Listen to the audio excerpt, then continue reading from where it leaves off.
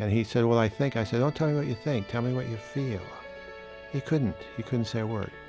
And so I started through a list of feelings. Do you feel this? Do you feel this? And he could think a minute and say yes and say no.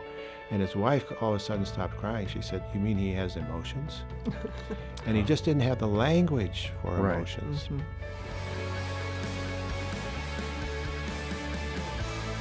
Welcome to the Focus on the Family broadcast, helping families thrive.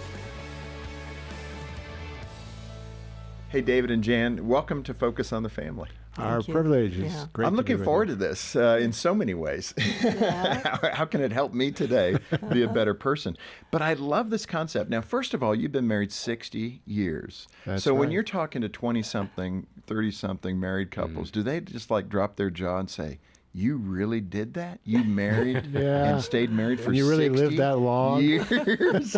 But even when I do it, we've been married 31 years, and they'll go, wow, how did you do that? But 60 years, I'm in awe, and it's wonderful. Well, it's interesting. The first 10 years of our life, of our marriage, we've named it the Great Tribulation. So we never read the tribulation books because we'd already lived through the Great Tribulation. We got married very young, and we didn't know much about relationships, and it was a tough time, but we stayed the course. And I have couples come in, married 5 years, and they're in difficulty, and I say, well, you got maybe 5 more years to go before you just kind of settle in. And 5 years. Yeah, I don't know that. I mean, divorce wasn't in our vocabulary, so it was like we had to. We said we would never speak the word. Yeah, and that's good. I mean, foundational. A lot of young couples today need to have that same attitude. Because it takes on a life of its own if you start talking about it. That's so very true. Let's discuss emotional intelligence. Some people may not have heard of that term and not read literature about it.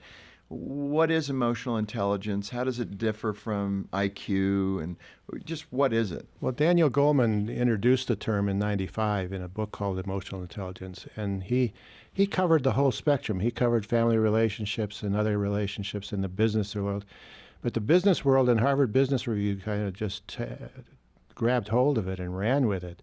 So it's only been applied primarily in the business world, and it's been probably the most important quality that a leader can have is to be strong on emotional intelligence in terms of their leadership. So it has its value been proven in the business world. And that's different from what we want to talk about, because we're going, and your application of those learnings really applies to marriage and to God's design in marriage, right? That's right. I was reading, I got involved in reading everything I could read on it, and every time I'd be reading it, I'd be thinking, this applies to marriage. Why doesn't somebody do the application? And finally we said, well, let's do it. Because nobody else did. Nobody else was and I gonna do it. appreciate that. That's so often what happens. But in your own marriage, what were those deficits? You referenced them and kind of made light of them, but for us to better understand how you began to say, okay, we aren't doing things properly, what were those things you were experiencing that lacked EQ? Well, we both grew up in Christian homes, and we had that great background, and my folks were the ones who are on their knees every night, and you would think that we would come into a marriage well prepared.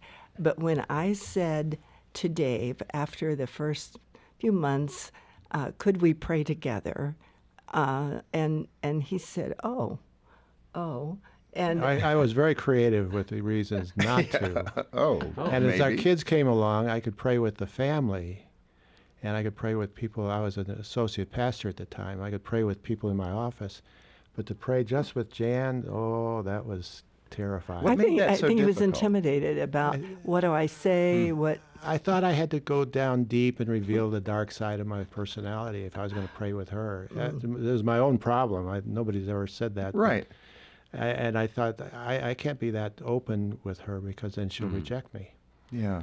And about 12, 14 years into our marriage, I said I bit the bullet and said, okay, let's pray together. And we've been doing that ever since, every night. And got us through some terrible times within our family with one of our kids, and got us through times with difficulty within the marriage.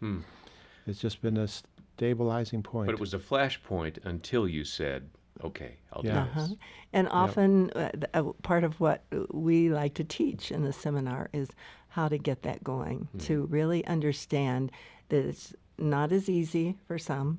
Others are very fluent in it because they came from it, but to really have a starting point. So we talk to them about how to start praying silently, holding hands. We go through the whole thing, and it's usually the men who are holding back, but that's not always true. And you think but- it's that intimidation, huh? I think so, because Yeah. women pray with each other at women's Bible studies. Men don't pray too often at the men's Bible studies as comfortably. Don't tell I the think. women that. But it's a comfort. But I've had men complain on the radio calls that we do, saying my wife won't pray out loud with me, and he wants to do it. So there are exceptions, but you know, one of the things that we comment on in the book is our basic emotional posture, or we call it the BEP, and that's what was the problem in the beginning of our marriage. We didn't understand our emotions. We didn't understand. My instant reaction to any kind of criticism or conflict was to get angry, because that was my basic emotional posture, was anger. That's what I'd learned from my father and his anger and his outbursts. And I didn't want to do it, but it was almost automatic, you know. And Jan's was fear, and they complemented. If I got angry, she got afraid. She had rheumatic fever when she was a kid and stayed out of school for a year. Her house was totally destroyed in an explosion one time when she was about 9. So those kind of feed into a fear posture. And so I would get angry, she'd get afraid and back off, or she'd leave. She would often leave I'd actually walk out.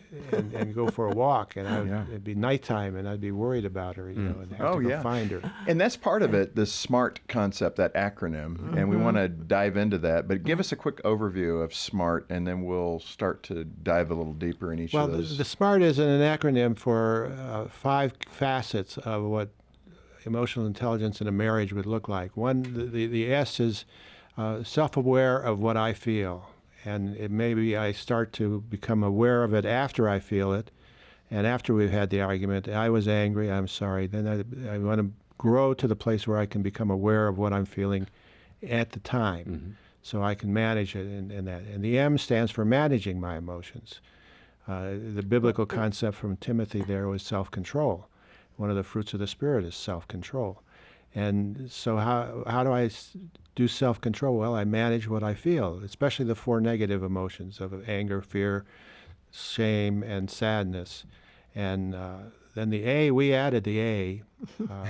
And we felt, Little We creative well, it makes a license much there, better huh? word. yeah, the You need a publisher, vowel. the publisher didn't want to do SMRT. Yeah, know. SMART. My son said, well, that's kind of the way people do things now. I'm pretty smart. But they, when Goldman first introduced it, he had 5 facets, and motivation was the one that was eliminated eventually. So we added accountability, being accountable to myself, Oh, that's good. being accountable to my spouse, and being accountable to other couples, and how important that is. And then the R is reading my spouse's emotions, which is a way of saying I have empathy. And I can read her emotions because I've developed my own self-awareness and managing my own emotions, and I'm comfortable now with my own feelings, and so I can be comfortable in reading and interpreting her feelings. But let's get T. We got SMART. T is together in the land of emotion. I talk about the land of emotions in the beginning of the book, and so T means that we're together, we're comfortable with our emotional world now. Boy, equally, that's a big one, and too. That's a big one too. Yeah. Being comfortable in Those the are land of consequences. emotions. The R and the T are consequences of my developing the S and the M and the A. Let's go back before we get into the SMART acronym more deeply. The negative emotions you touched on: anger, fear, sadness, shame. Well, all of the emotional theorists agree that there are 6 basic emotions. Anger, fear are common, and then sometimes they use disgust, but disgust doesn't fit what I'm doing, so I went with the others who use shame and sadness, and then there's joy and there's surprise. And joy and surprise we concentrate on the first 4 because that's the issue. That's where the problems come. Yeah. Yeah.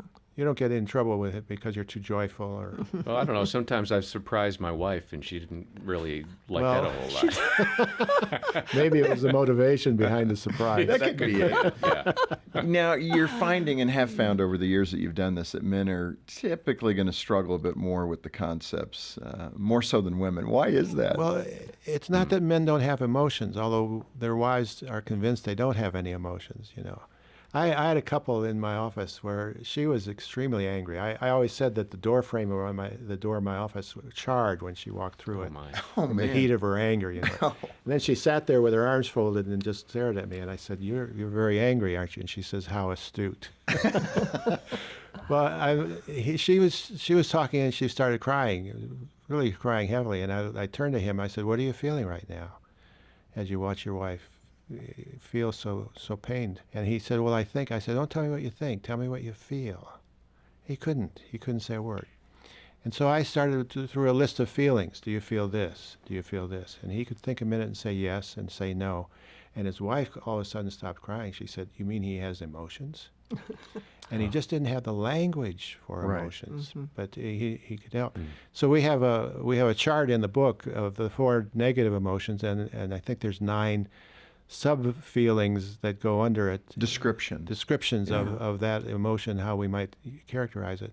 And I suggest that you take it and laminate it and carry it with you if you're a man. Well, it's a great idea, and I was even thinking about that. I think we do not connect these dots very well as men. No, We will say we feel angry, but then what does that really mean? And that's in fact, about the only emotion we are aware of. yeah, and let me just read some of those descriptors, because even as I was Well, prepping for that's the show, important it to helped. see, yeah. It helped me go, oh, that's the label. But under anger, it's furious, enraged, irate, seething, upset, frustrated, annoyed, irritated, touchy.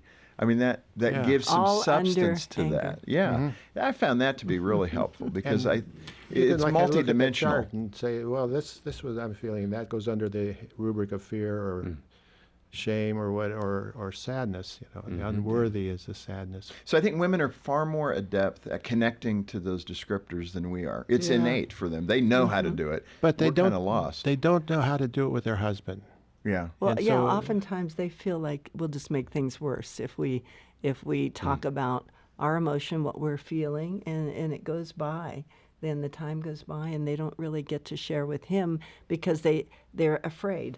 And many women have deep emotions. Of course they do. And they share them with their lady they friends. might share them with their or my prayer partner. Because they or whatever. understand They Yeah. understand it. Yeah. Right. My husband doesn't understand me, which is pretty And true. so she withdraws, and there's a way to express it and to get him to understand the language. Let me ask you a more fundamental question. Why is it so scary or intimidating for us in our marriages to be vulnerable that way? You would think that, particularly with Christian marriages, that we would want to understand each other as best as we could, to learn about each other, to have a smart love, as your book is titled. But even in Christian marriages, we pull back, we hide, we don't let the other person in, the spouse that we know and love so much. Well, we can do it before we're married to some degree. Right. because And it's attractive. Yeah. Yeah, and then all of a sudden, the person we were going to marry disappears, and the real person comes at the wedding, and now it all changes. It changed for us. As soon as the ceremony was over, it was like I was a different person. In what way? Just give us some descriptors. I became more controlling and less understanding because I was, like I say, I was young, I was immature, I didn't understand. I think it has a lot to do with maturity, but it has to do with self-acceptance. Because there's a sense in which my feelings are the closest part of me to my soul. And that's the most vulnerable place that I have, is when I get emotional. So a guy will cry in a movie, but he's got to be sure and clear up his eyes before the lights come back on. That's for sure. And it's okay. He might allow himself to do that, but to talk about it with his wife afterwards, that's weak. And we often define that as weak too, which makes it difficult. Yeah. Jan, how about for you as the wife? And I don't know if you saw that right away, that change at the altar, so to speak. You moved from smart love to stupid love, and thankfully you got back to smart To me, love. it felt like, oh, I've got you now. Yeah, I've got you now, so we're done. Now this is And the so real me. we're in the real world now.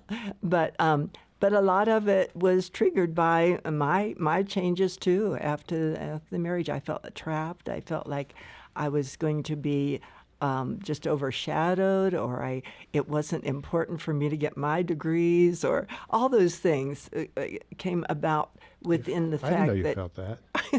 Here we go, right here. Breaking news. Will they make it to 61? right. But I think that it took a lot of years for me to feel comfortable, like I was, my decisions were important, and all those things that a woman wants. They were sort of shadowed because we were, but a lot of it was because we were not on the same page a lot of the time. Mm-hmm. Both of us were working, we were busy, and then we had children really quick, and so I think that both of us had a big part in what we did those first 10 years. Yeah, it does. It's an interplay between the wife's fears and the husband's fears, and we don't know what to do with our fears at that stage, and so we give in to them, and that just perpetuates the cycle. Well, and so many, again, you've been married 60 years. So many couples experience 20, 30 years of hiding. And maybe they continue to just be there, and eventually one of them dies. That's a lonely right. feeling. And that's a lonely feeling. And this is the point. So many, particularly women, feel lonely in their marriages. That's why the 7-year itch, the old 7-year itch, has become the 37-year-old itch.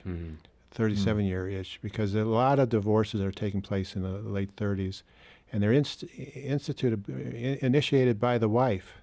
Right. Because she's fed up with the loneliness. And the kids are gone, usually Kids are gone, empty she's- nest, and that's yeah. what's happening.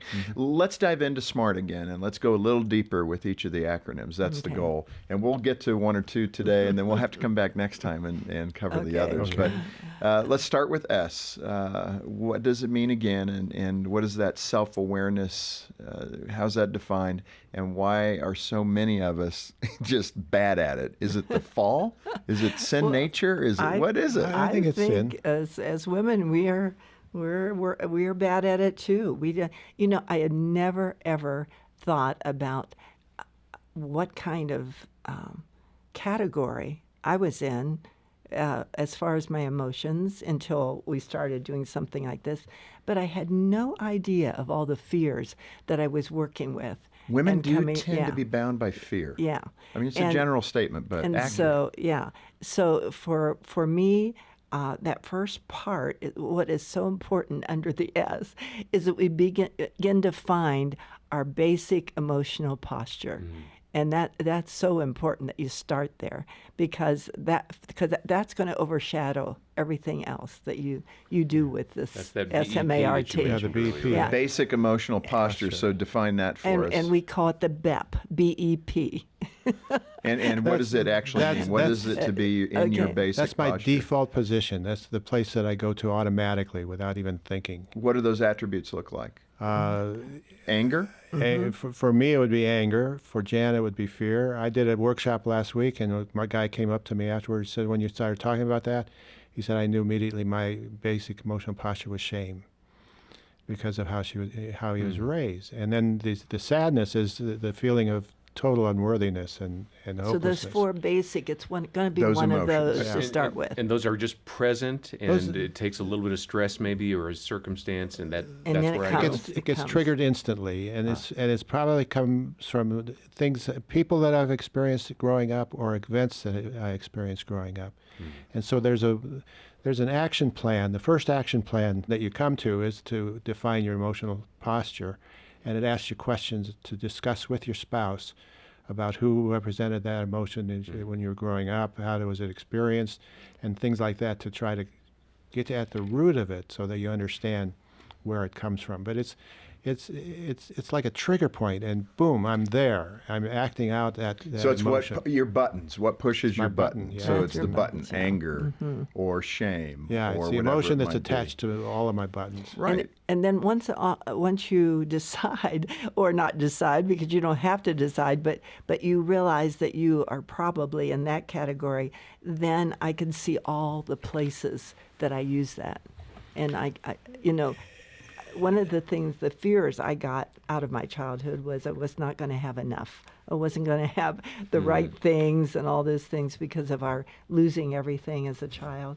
And I realized that I treat him like that. If I see him carrying something out of the house and I say, Towards the trash can.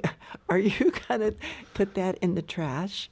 And I think, well, okay, all right, but I wanted to have some choice in that. And so I can just feel, even subtly, the triggers of fear on things like that even. Yeah. You know, one of the difficulties, again, as Christians, I think we can kind of play this down as just a bunch of psychology.